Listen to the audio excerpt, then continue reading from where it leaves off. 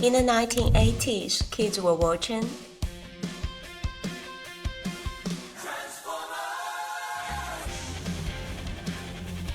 I guess every kid in that day would have a Transformer toy or a penny doll.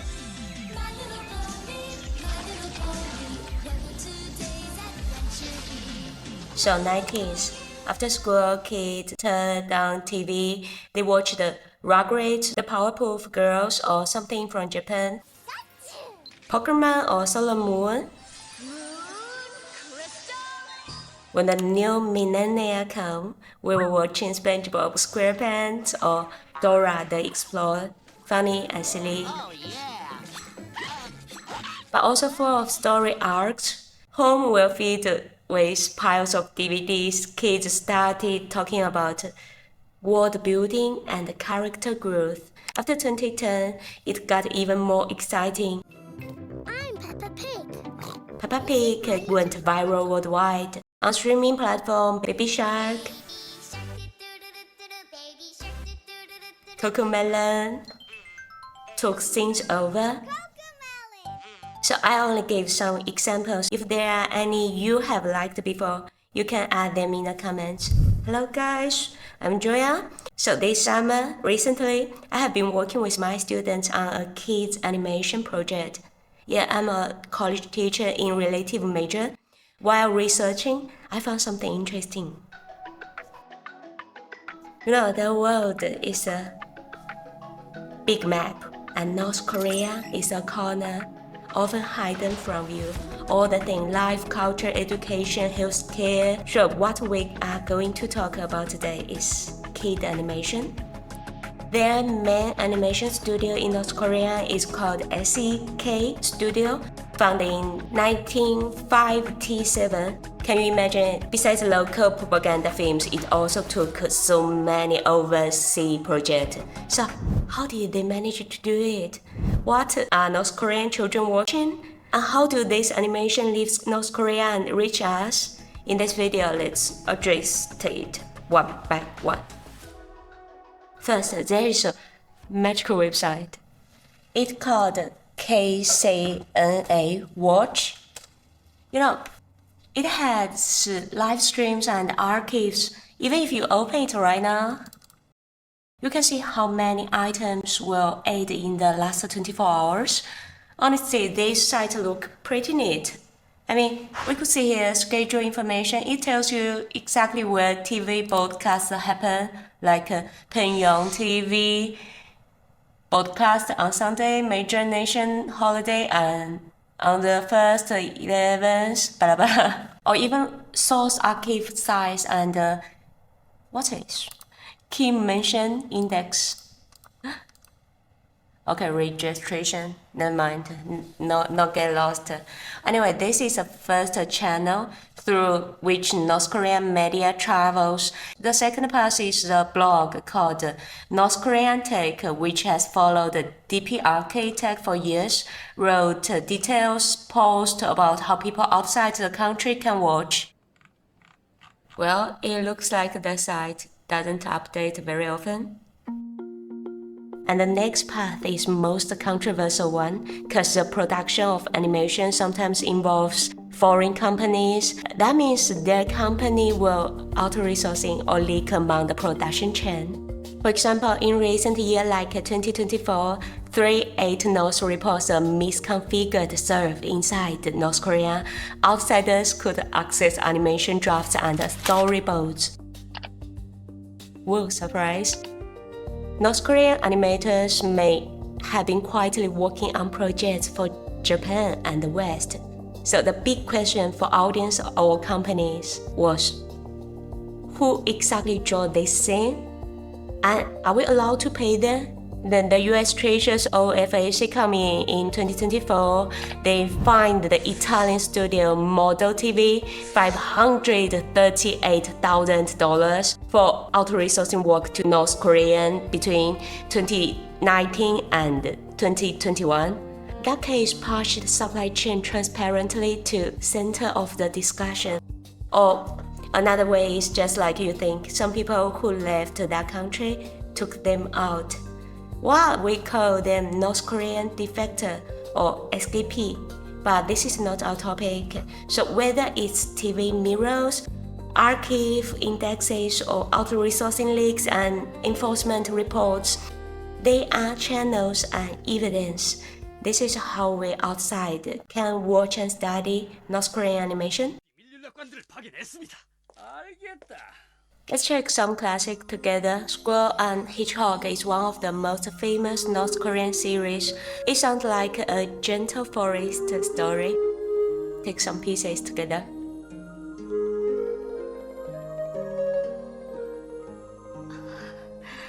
놈들이 작전을 포기하고 철수한단 말이지. 나 그런데 죽은 줄만 알았던 물망처럼이 살아난 것을 알려 왜도 생각 못했을 테지. 야! 저놈이 우리 특사를 체포하려는 게 아니야? 손을 들어!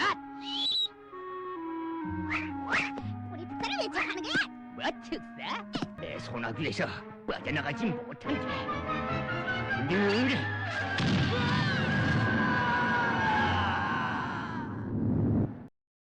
So in this gentle forest story are filled with labor and battles. It feels more like an allegory of friends and enemies. The squirrels, hedgehogs stand for good locals. The rats, wolves, and foxes often point to the enemies. You imagine who those enemies are. If we ignored the production technique in the era and only watch the story, for me, the pace is extremely fast. Conflicts happen one after another. I need a breathing space.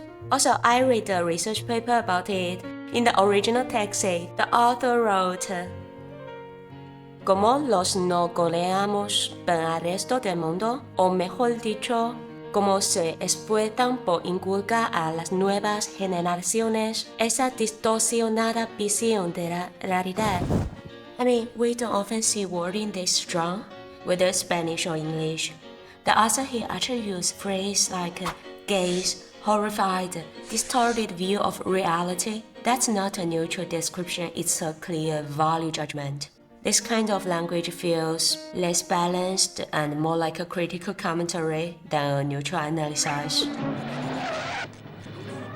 A bit more recent is Boy General. Later, new episodes came out between 2015 and 2019. The story moves to the Goguryeo period. Still the same idea. A young hero defends the nation with discipline, courage, sacrifice, and group spirit. This one looks more modern, but the main story logic is the same.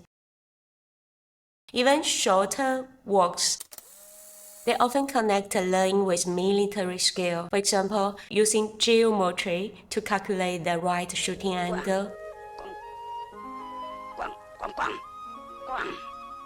In recent years, SEK had released new series, for example, Prince Hodong and the Princess of Nagrang's remake version. Also, Diary of a Little Photographer and Okuso Defends a Devil.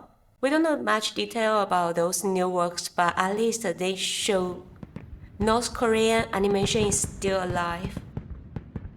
Some of these cases in that paper also analyzed.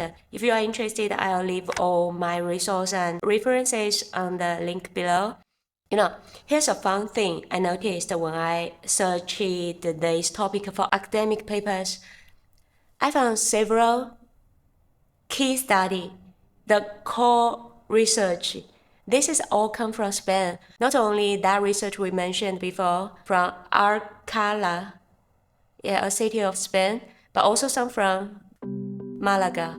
It's a wonderland. My old alma mater. That university's Faculty of Culture really loves the cross-cultural studies. When I was doing my master's degree, I even sat in some of the multilingual classes. At first, I thought they only worked on European culture, but they were also deeply interested in Asian. That surprised me. Back to animation, most of us agree. Children's cartoons or books always shape awareness. So the real question is, how do they shape it? 이 옷 Because the cartoons show life in a way that children can understand, they quickly respond and they find them very interesting. After enjoying cartoons, the children mimic the characters or animals they've seen in the cartoons, and that reminds the children of what they've seen and helps them learn about life. If we stay objective, not judging the culture or country, but only looking at mechanism level, how North Korean animation affects children, how about we call in heavyweight, Albert Bandura. His social learning theory says children learn behavior and values by observation, imitation, and reinforcement. What they say as a model and the result of that model, rewards or punishment, teaches them what is right and what is worth doing. This is also one of the famous theories in education, psychology, and sociology. Many later theories were built on it. Even my own PhD dissertation, there were a full page of reference about this theory. Time limited, we only covered part of it.